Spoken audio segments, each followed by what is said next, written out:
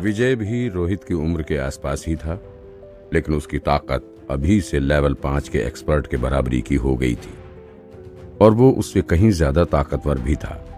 उससे लड़ाई करने का मतलब अपने ही डेथ सर्टिफिकेट पर साइन करने जैसा था। हालात बिगड़ते देख विपिन ने फौरन बीच में आकर कहा, ठीक है रोहित, तुम कल मेरी क्लास के साइड में खड़े होकर लेसन सुन सकते हो। अगर तुमने अच्छे से परफॉर्म किया तो मैं तुम्हें अपना स्टूडेंट बनाने के बारे में सोचूंगा। विपिन को डर था कि कहीं विजय एक बार फिर से जल्दबाजी में रोहित की पिटाई ना कर दे। रोहित बेचारा तो मर ही जाएगा। Thank you Vipin sir. मुखिया अनिकेत ने राहत की सांस ली और फिर साइड में खड़े हो गए। रोहित अभी भी विपिन का स्टूडेंट नहीं बना था, लेकिन कम से कम उसे क्लास के अंदर रुकने की इजाजत तो मिल ही गई थी। आखिरकार गलती तो रोहित की ही थी ना, वही विपिन को मारने के लिए उसकी क्लास में जबरदस्ती घुसा है। ऐसे इंसान को कौन सा टीचर अपना स्टूडेंट बनाएगा। भले ही अभी उसे साइड से लेसन सुनने की इजाजत ही मिली थी, लेकिन टाइम के साथ ही अगर रोहित ने अच्छे से विपिन की कही हर बात मानी तो वो जरूर उसका स्टूडेंट बन जाएगा। साइड से सुनने की इजाजत, विपिन की बात सुनकर गोविंद सर रोने ही वाले थे। वो स्कूल के श्रेष्ठ थे और शिक्षा ब्यूरो के हेड भी थे। आमतौर पर वे खुद अपने स्टूडेंट्स का चुनाव करते थे।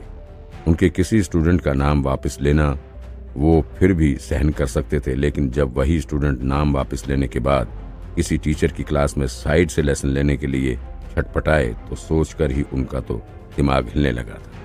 वो किसी भी ऐसे वैसे टीचर नहीं, बल्कि स्कूल के सबसे बेकार टीचर की क्लास में। गोविंद सर को तो ऐसा लग रहा था जैसे आज जो उनकी इज्जत उतारी जा रही थी वो प्रोग्राम तो खत्म होने का नाम ही नहीं ले रहा था। उनकी जितनी इज्जत थी सारी की सारी आज पूरी पब्लिक के सामने धरी की धरी रह गई थी। विजय ने विपिन को देखकर कहा, मास्टर विपिन, क्या आपका कोई और काम है जो मैं कर सकता हूँ? अगर है तो मुझे बता दे, मैं अभी उसे पूरा कर देता हूँ। उसके बाद क्या आप मुझे पेंटिंग सिखा सकते हैं? नहीं, और भी कुछ चीजें हैं जो मुझे पूरी करनी है। इतना कहकर विपिन गोविंद सर की ओर मुड़ा। उसने आगे कहा, इच्छा जांच के रिजल्ट सबके सामने आ गए हैं। अब क्या हम हारने वाले को सजा दे सकते हैं? उसके यहाँ आने का कारण ही इच्छा जांच थी।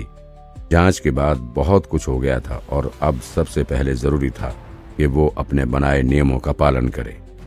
रितेश समझ गया था कि अब उसका सजा से बच पाना नामुमकिन था, इसलिए वो आगे आकर बोला, विपिन, इस बात पर तुम्हें इतना ज्यादा खुश होने की जरूरत नहीं है। मैं सिर्फ इच्छा जांच में ही हारा हूँ, लेकिन ज्यादा से ज्यादा सजा में मुझे 100 कोड़े ही मारे जा सकते हैं। मेरा टीचर लाइसेंस लेने का हक तुम्हें भी नहीं है। विपिन ने पूछा, मुझे हक नहीं है? रितेश गुस्से से बोला, हाँ, मेरा कोई खराब रिकॉर्ड नहीं है और मेरे किसी स्टूडेंट को मेरी सलाह से कभी कोई नुकसान नहीं हुआ है। मेरे टीचर एग्जाम में रिजल्ट कुछ ठीक ठाक ही था, लेकिन मैं फेल नहीं हुआ था। सिर्फ एक शर्त की वजह से मेरा लाइसेंस रद्द नहीं किया जा सकता। टीचर ग्रुप के पास भी ऐसा करने का अधिकार नहीं है। विपिन को इन सब रूल के बारे में नहीं पता था, इसलिए उसने माधव सर से पूछा, क्या ये सच बोल रहा है? माधव सर ने सिर हिलाकर बताया, हाँ, ये सब सच कहा इसने। एक टीचर को लाइसेंस कई टेस्ट पार करने के बाद दिया जाता है। वो सारे टेस्ट टीचर ग्रुप खुद लेते हैं। अगर किसी टीचर का रिकॉर्ड खराब नहीं रहा होता तो उसका लाइसेंस रद्द करना बहुत ही मुश्किल होता है। विपिन ने कहा, अच्छा, ऐसी बात है। विपिन को अपनी पिछली दुनिया के बारे में कुछ याद आ रहा था। वहां भी शिक्षा मिनिस्ट्री होती थी। अगर कोई टीचर बेकार भी होता था तो भी कोई स्कूल उसे बाहर नहीं निकाल सकता था, यहाँ तक कि खुद मिनिस्टर भी नहीं। जब वो इंसान कुछ गलत काम करते पकड़ा जाता था, सिर्फ तभी उसे निकाला जा सकता था। लगता था यहाँ भी वही नियम था। विपिन ने फिर माधव सर से पूछा, अगर ऐसी बात थी तो जब हम सजा चुन रहे थे तभी क्यों नहीं बताया? पहले जब विपिन सजा सोच रहा था तो उसने तो सोचा था कि रितेश का टीचर लाइसेंस ही रद्द हो जाए, इसलिए ही उसने लाइसेंस वाली बात निकाली थी। अगर उसे पता होता कि लाइसेंस रद्द करना कितना मुश्किल होता था तो इसकी बजाय वो स्कूल से निकाले जाने की सजा ही चुनता। माधव सर ने उसे बताया, वो हमें तो लगा था कि तुम ही हारोगे, इसलिए न सिर्फ विपिन को टीचर एग्जाम में 0 नंबर मिले थे, बल्कि उसकी वजह से एक स्टूडेंट पागल भी हो गया था। और अगर विपिन हारता तो उसका लाइसेंस रद्द करना बहुत ही आसान होता, क्योंकि माधव सर ने भी यही सोचा था कि विपिन ही हारेगा।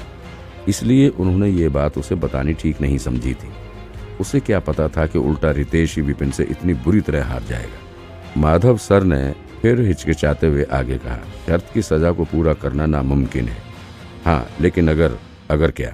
माधव सर ने बताया, अगर कोई मास्टर टीचर या एसोसिएट मास्टर टीचर खुद एक अर्जी साइन कर दे जिसमें लिखा हो कि रितेश टीचर बनने लायक नहीं है, और अगर उस अर्जी को टीचर ग्रुप में भेज दिया जाए तो ये संभव है। Master teacher, associate master teacher, मैं अब इन्हें कहाँ से ढूंढूं? विपिन ने सिर हिलाकर कहा, चाहे मास्टर टीचर हो या एसोसिएट मास्टर टीचर, वे सभी टीचरों के बड़े ग्रुप में रहते थे। विपिन उन्हें कैसे मना पाएगा, और अगर मना भी लिया तो भी उन्हें कारण क्या बताएगा? वो इतनी छोटी सी शर्त के लिए उनसे मदद कैसे मांग सकेगा?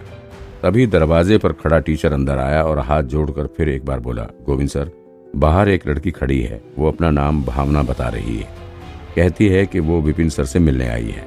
भावना का नाम सुनकर विजय को बहुत अच्छा लग रहा था। कल मास्टर राजेंद्र ने उन दोनों को मास्टर विपिन से पेंटिंग सीखने के लिए कहा था, और उन्हीं की बात का मान रखकर वो इतनी सुबह विपिन के पास आया था। अब जब वो खुद ही मास्टर राजेंद्र की बात को इतना सीरियसली ले रहा था तो भावना कैसे पीछे रह सकती थी?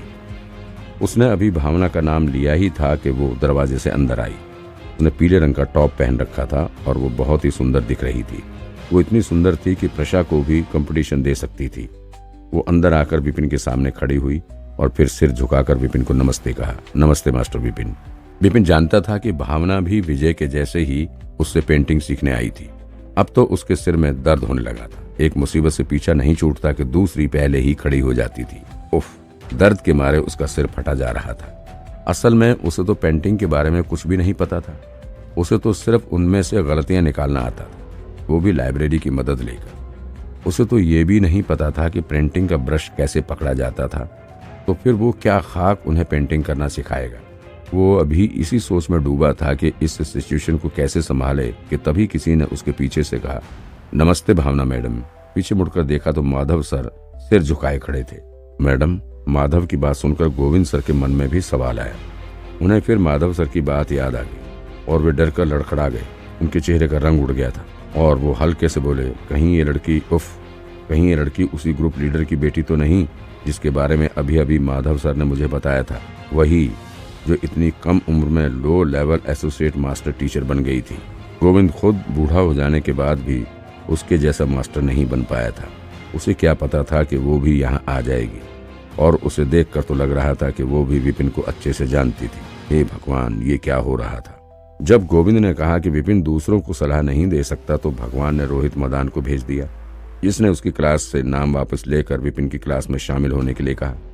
और फिर जब उसने ये कहा कि विपिन कमजोर था तो विजय ढोल पीटते हुए आ गया कि विपिन उससे भी ज्यादा ताकतवर था। और अब जब उसने कहा कि सिर्फ एक मास्टर या एसोसिएट मास्टर टीचर ही रितेश का लाइसेंस रद्द करा सकता था, तो पता नहीं कहां से ये भावना यहाँ आ गई जो खुद एक एसोसिएट मास्टर टीचर थी। उफ, क्या मुझे परेशान करने के लिए ही इस विपिन को बनाया गया था? अब तो गोविंद सर को लगने लगा था कि इतना दुख झेलने की बजाय उन्हें सुसाइड कर लेना चाहिए। रितेश जो 1 मिनट पहले ही सीना तान कर चिल्ला रहा था, उसकी तो भावना को देखकर हवा ही निकल गई। उसे तो लग रहा था कि वो बच गया और उसका लाइसेंस सुरक्षित था, लेकिन अब भावना को देखकर उसकी घिग्गी बंध गई थी। तो डर था कि कहीं भावना विपिन के कहने पर उसका लाइसेंस ना ले ले।